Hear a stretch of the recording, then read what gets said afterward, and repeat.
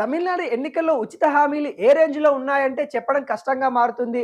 మొదటి దశ హామీలు అంటూ అన్నాడీఎంకే అధినేత పళనిసామి కొన్ని హామీలు ప్రకటించారు. అందులో ఫ్రీ బస్సు ఒకటి. నీకంటే నేను ఎక్కువ ఇస్తాననే వేలంలో పార్టీలు పోటీ పడుతుండగా పథకాలు ప్రకటిస్తున్నారు.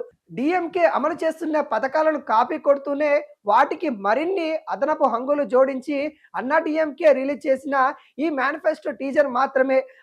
డీఎంకే ప్రకటించిన మొదటి విడత హామీలో డీఎంకే ప్రభుత్వం మహిళలకిచ్చే రూ. 1000 మగువ హక్కు పథకాన్ని కౌంటర్ ఇచ్చేలా తాము అధికారంలోకి వస్తే రూ. 2000 ఇస్తామని ఈ పథకాన్ని తెరపైకి తెచ్చారు.